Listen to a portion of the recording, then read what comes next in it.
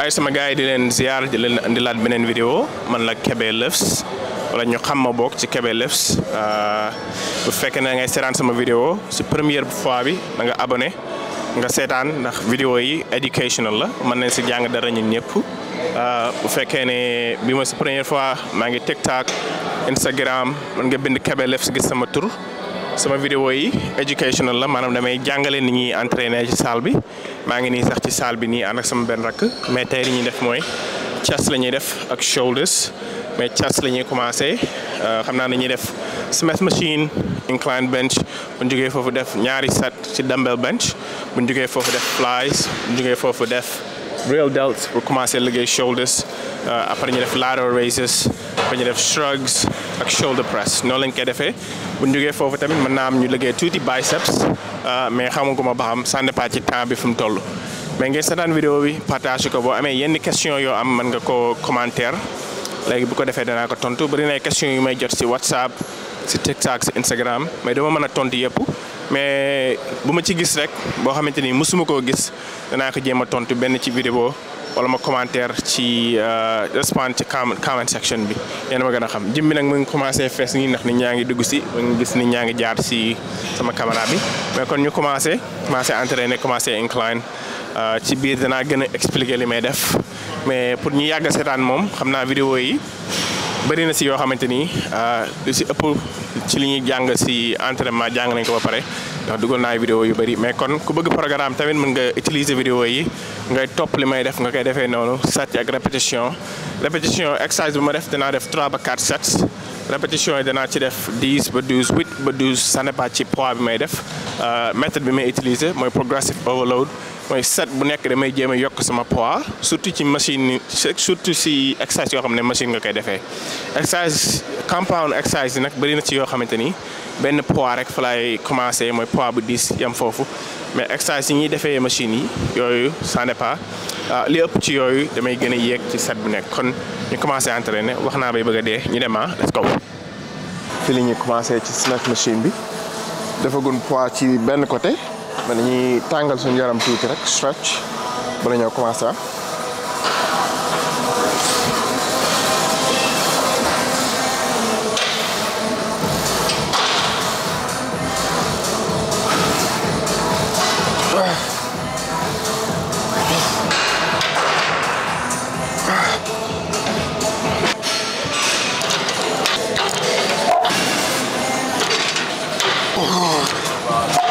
dañuy def suñu first set 225 ci côté bu nekk bismillah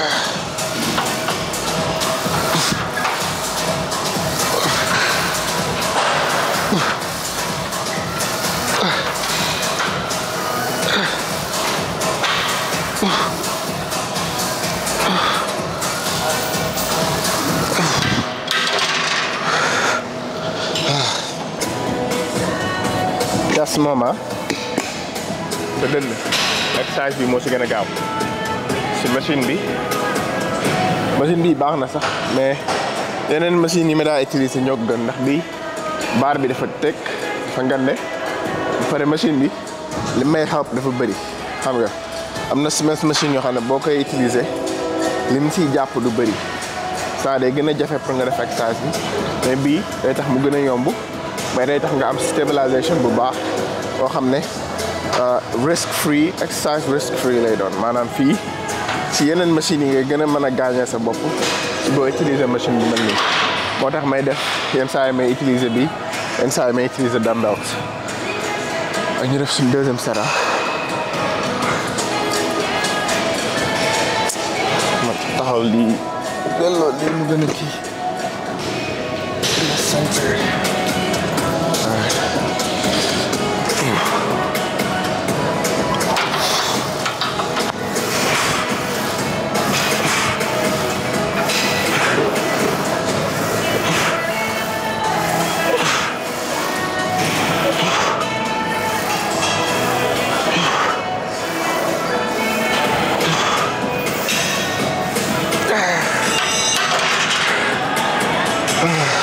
Fii nii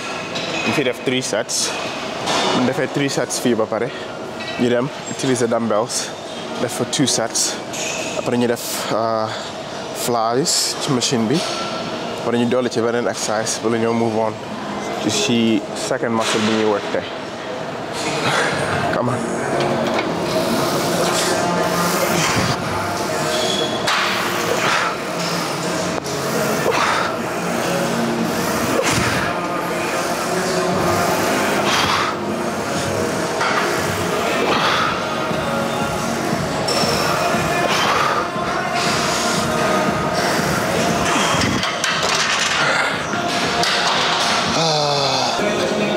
léegi pare nañ ci machine bi dañuy ñëw fii def fi 2 sets yoo xam ne dumbbell la ñuy utiliser gars yi nag su ma waxee dumbbell seen xel nekk ci yu garaaw yoo xam ne kenn xamu ko mais lii mooy dumbbell baatu moo anglais la lii mooy dumbbell saal boo dem da nga ko fekk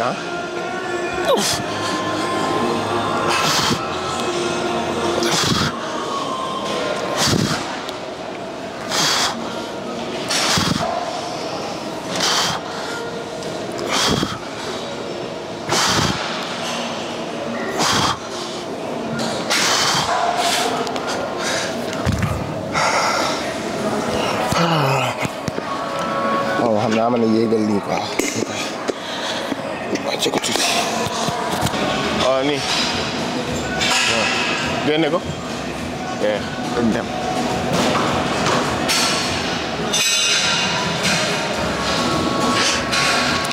li tax may utiliser ñaar yëpp machine bi ak dumbbell mooy machine bi si koo xam ne dafay wut doole force nga utiliser free weight mooy gën ci yow mooy dumbbells ak barbell yoo xam ne machine bi di la support yaa ngi comprendre mooy gën a baax si koo xam ne day wut doole wala day wut force si koo xam ne nag musculation lay def muscle rek lay wër parce que yaa ngi dégg si koo xamante ni musculation lay def muscle rek la bëgg jërul ngay utiliser free weight sax mën nga utiliser machine kese jërul ngay laal ay dumbbells wala barbells waaw man nag ñaar yëpp laay def li may def ñu ngi koy wax power building mooy koo xam ne day build muscle ba pare di build doole di wut doole kon ñaar yëpp laay boole su may def machine damay defaale free weights di boole ñaar yëpp sama programme su ma nekkee salle kon ñu def suñu deuxième set fii mu nekk suñu dernier set si exercice bi après ñu def flies ci machine bi Bismillah.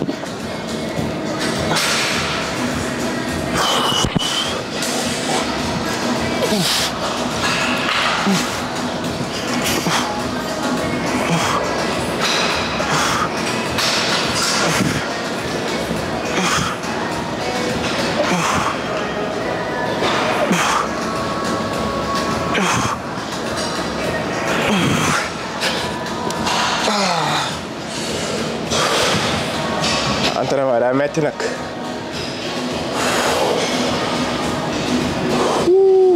yaram baa ngi metti léegi ñoo ngi fii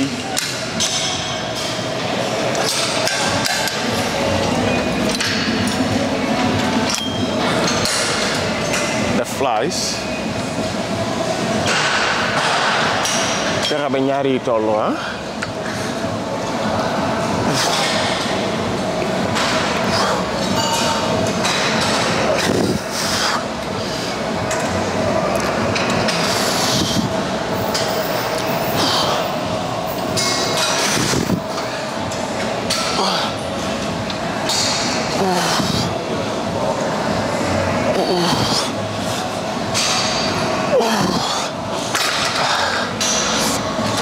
machine bi gis naa ñu koy def ñoo xam ne bi ñuy ñëw buñ génnee dañuy génn ba xam nga ubbi fii yëpp soog di ñëwaat loolu jëru nga koy def boo ñëwee ba nii rek da nga delluwaat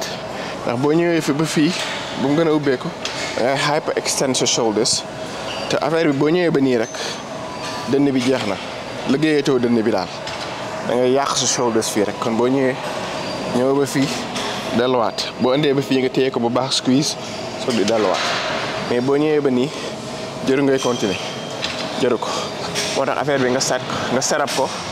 ba boo ñëwee fii rek day stop nga delluwaat ah. waaye léegi ñu def suñu deuxième set ñu yokk suñu poids comme ni ma ko waxoon woon si vidéo yi rek chaque set boo demee sa premier set sa deuxième set da ngay bëgg a progressive overload nga yokk sa poids tuuti loolu moom mën nga ko bañ a def si exercice yëpp mais si koo xam ne surtout si koo xam ne soog di commencé ngay bàyyi xel loolu bu baax di def progressive overload soo defee 50 kilos sa premier set sa deuxième set nga ñëw a def 55 wala 52.5 xam nga noonu et boo defee sa yaram day gën a màgg sa doole di gën a yéeg ndax loo gën a am doole di gën a mën a yëkkati lu diis di si gën a mën a def ay répétition yu bëri so formule bu simple la nga koy jéem a topp rek ah.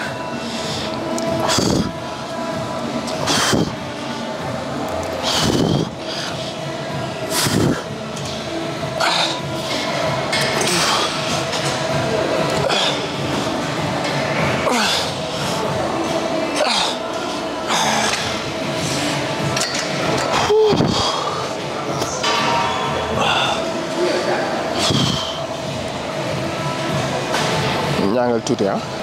bismillah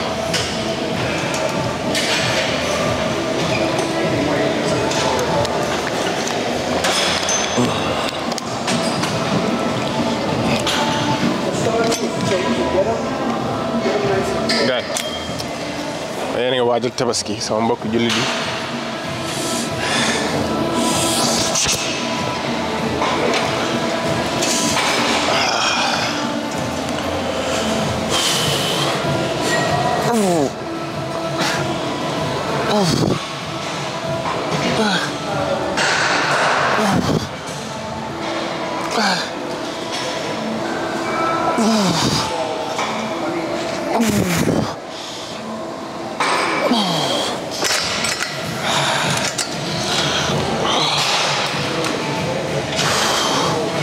ma wàññi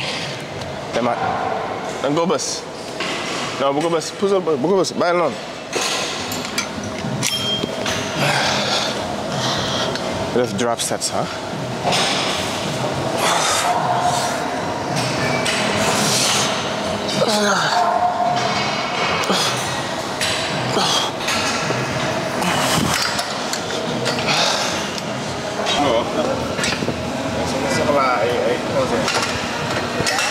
moom bu jox la conseil.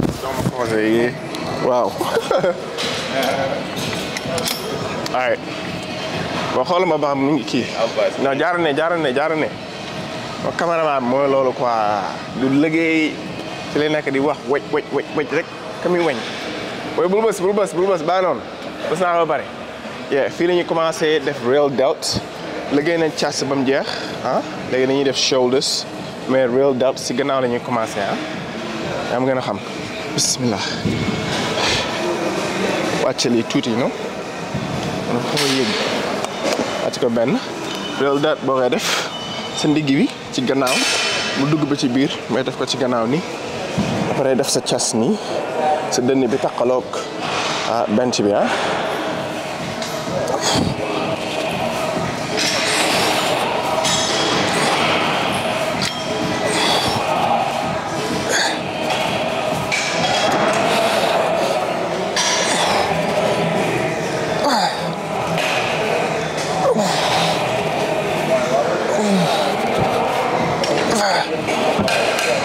kii bi moom boo koy def jëlal muy diis mën na oyof mais bu mu oyof ma ëpp na oyof ba nga ci mën a def ba nga mën cee def 10 ba 12 mais bu fekkee ne kii bi da nga koo sëf ba mu fees dell te doo ci mën a def dara shoulders yi ak muscle yi nii dafa fragile ba dafa gaaw a injured dafa gaaw a gaañ so boo koy def nga bàyyi xel loolu bu baax nga def ci loo man nga mën a def 10 ba 12 bismillah wala ba 10 sax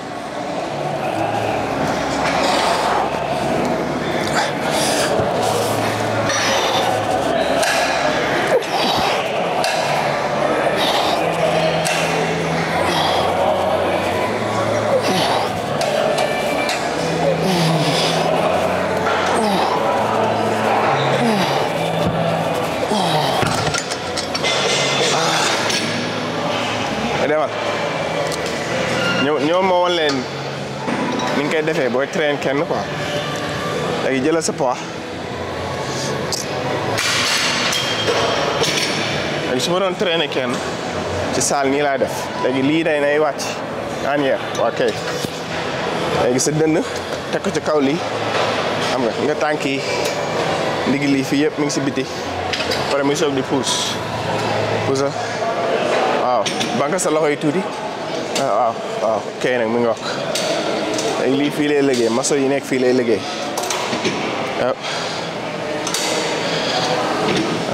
waaw ndànk slow na yéex waaw xëccal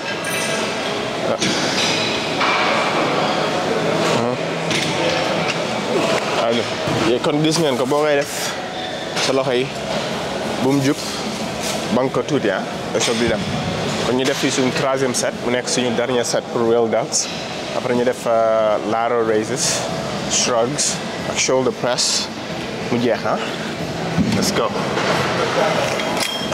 même poids bi ñu doon def la ñuy defaat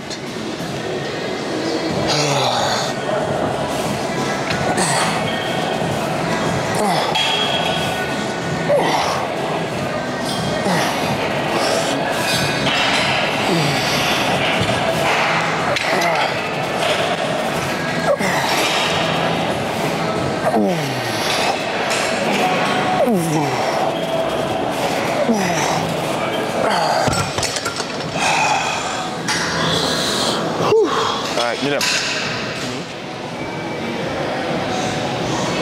ñu jël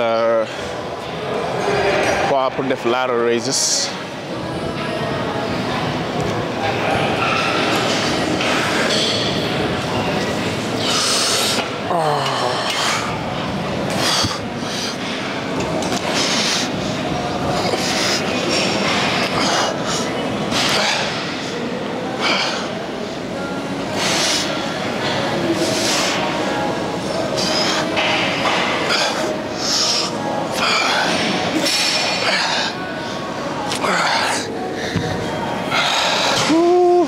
gars yi nee nañ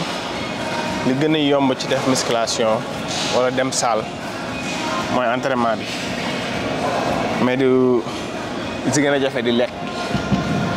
ñu bëri lekk gi moo leen daaneel quoi lekk gi benn duñ lekk lu bëri ñàkk a lekk bu baax xam nga man moom jour yi nga xam ne mënuma togg ak yooyu ma wax leen sama dëgg rek cere ji rek laa koy jàpp si cere ji cere ak meew wala cere ak ñeex xam nga loo xam ne dana tax sa biir dëgër pour nga mën a génn nga am énergie def say activité ak yooyu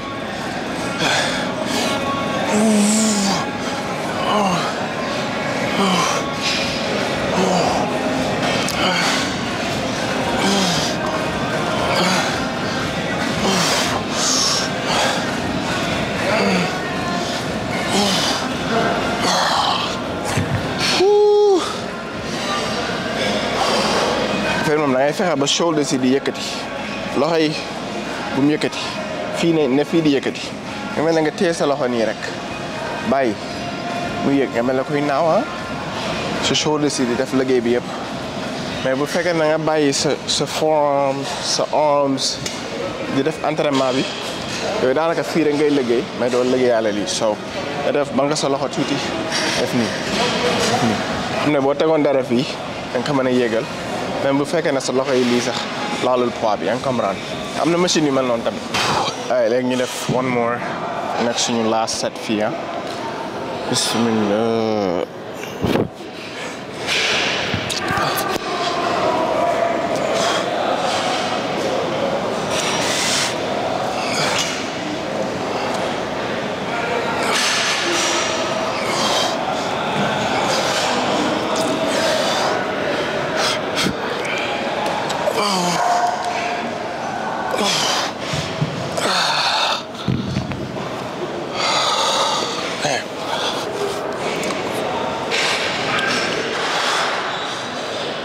ay mama xaw a jeex ma war a duggaat ci bulk bi nag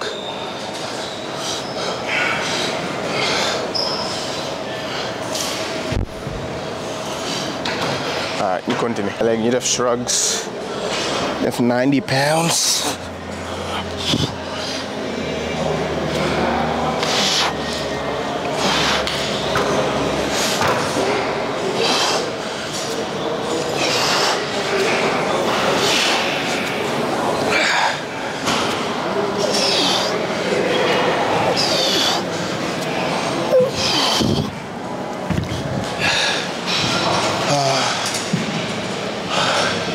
shrugs moom moo gën a gaaw ci traps boo bëggee traps ngay def shrugs ak deadlifts mais daanaka ñaari exercice yooyu rek ngay kii pour am yii nii muscle bi nii si gannaaw so 2 fois par semaine mën nga koy def booy def épaules booy def si shoulders wala même booy liggéey gannaaw sax mën nga si boole wala shrugs kon dañuy def fii 3 sets benn fu nekk 3 fois 10 ba 12 wala ñoo changé dem ci shoulder press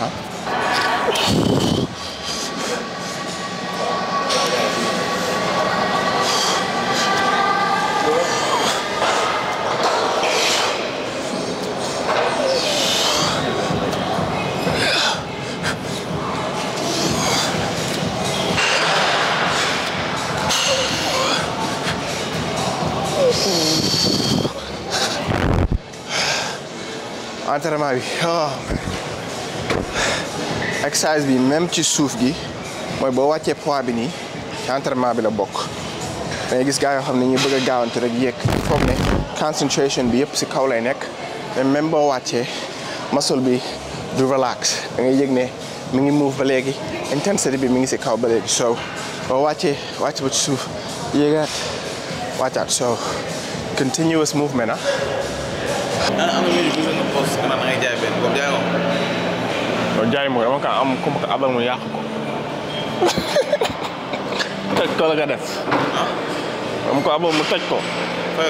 da koy defar nga naan. da koy defar. defar gu ko mais da koy defar yaa. loolu bu ko yàqee yàggul nag. sa benn xarit laa kaal. sa benn xarit. kii mi ngi bëri yéen damay def ba moo sat mais dama leen won ci gannaaw muscle bi fii fi muy liggéey so damay turn around and do it.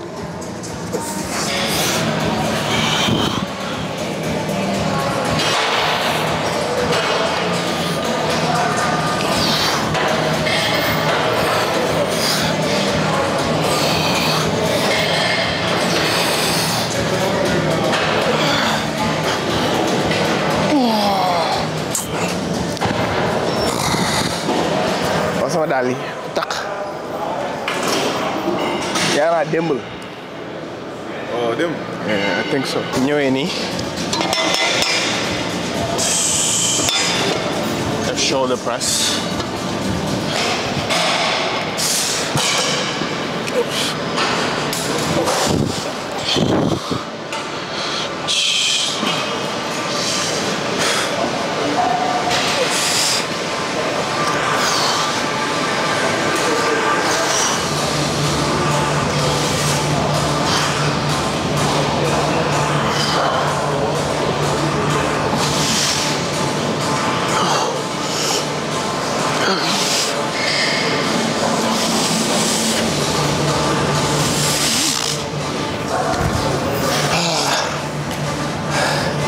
affaire bi boo koy def bëri na ñoo xam ne ñi dañuy yéegal lii ba si kaw a kaw lii nga def ko nii angle bi nga wéeru def ko moo gën ndax boo jubee jub ba mëpp xam nga li ngay war a laal ci shoulders bi doo ko def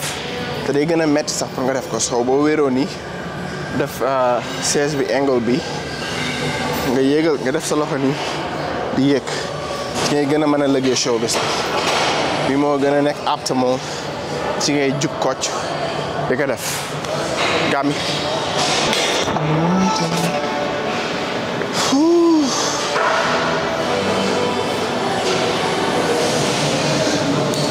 bari na ñoo xam ne sax léegi surtout fii ma nekk bu ñuy liggéey shoulders duñ def exercice bi wala exercice bi ndax nee nañ fii ñu bëri dañ dafa over développé maanaam fii dafa développé maa nga xam ne yeneen muscle yi sax tolloowun daal balance wu so mais man sama philosophie mooy samay entraîné moom lépp laay def même bu fekkee ne sax am na foo xam ne moo ëpp feneen fi damay jéem a fexe ba foofu noonu tolloog feneen fa mais du ma bàyyi liggéey boobu yaa ngi comprendre tey loxo bii bu ëppee bii du ma ne damay bàyyi liggéey loxo bii rek di liggéey loxo bi mais damay fexe ba bii tolloog bii di boole ñaar yëpp di ko entraîné mais du ma noppal benn bi rek pour ñu tolloo wala pour beneen bi tolloog beneen bi Oh, bismillah.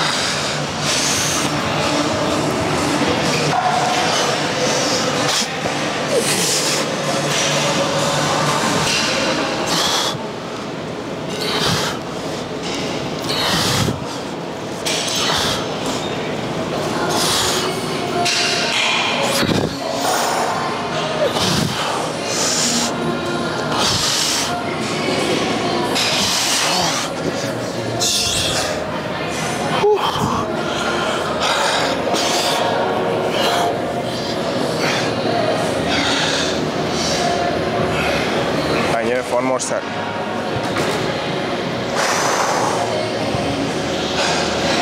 Oh, tayal du baat bi sax. Boy liggéeyal. Boy.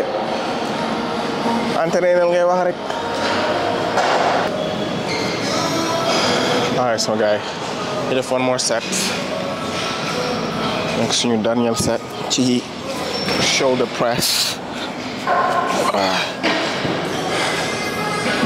affaire bi yëngatu nii man come on benn ci yenn saa dañ si toog ba mu yàgg rek nga xalaat ne waa su ma daanoo nag am na yoo xam ne moom stable la ñuy yëngatu rek paa bi daa gën a diis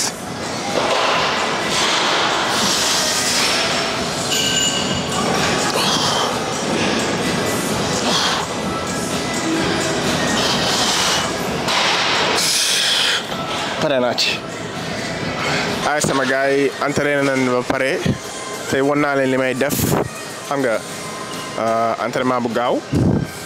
léegi ni ñuy def mooy dama leen di bàyyi fii ba beneen yoon incha allah dama leen ko waxee woon boo leen amee question ngeen bàyyi ko si commentaire yi ngeen commentaire bàyyi ko si comment section bi danaa ko tontu incha allah bëri na ay question yu may jot nag am na question yoo xam ne wax naa si ay yoon xam nga daanaka ñu bëri bu ñuy laaj daan ba xam war naa jël protéine waruma jël protéine ba xam exercice bi baax na wala exercice bi baax na mais question yi gën mooy question yi nga xam ne maanaam tontooguma ko xam nga man ku may seetaan yàgg maa seetaan xam na ne man du ma utiliser protéine du ma jox conseil kenn muy utiliser loo xam ne man du ma ko utiliser yaa ngi comprendre kon man mënu ma wax benn booy ne ko jëlal protéine bi wala protéine bi man protéine li ma ci xam entraînement li ma ci xam mooy bu fekkee ne ngay jël dara ba dugal ko sa biir na doon lekk ko baax lekk ko sell nga dugal ko sa yaram boo gisee protéine boo xam ne bëgg nga ko mën nga ko utiliser mais man duma la nga jël ko yaa ngi comprendre bëri na ñuy defay vidéo yoo xam ne sama gars yi lañ xam naa leen ñuy utiliser protéine te ñoom ñoo la mën laa recommend yan ngay jël xam nga mais comme question yi mel noonu man tontu naa ko ay yoon yenn saa nag ma dugg tontu ci wax ne man dama ko utiliser wala bii baaxul wala bee baaxul mais man jox naa leen raison yu bëri da tax dama ko utiliser mooy bëri suukar gi te lekk protéine moo gën protéine poudre yi ñuy naan loolu moom du ma ci dellu gannaaw li ci des nag mooy yeneen question yi nag su ma si jotee ma gis ne lii question yu am importance la te bëri na ñu koy laaj dinaa ko jël tontu ko so ngeen bàyyi question yi ci comment section bi ngeen commentaire bu ko defee ñu gën a waxtaan incha allah soo xam naa foofu laa leen bàyyi ba beneen yoon peace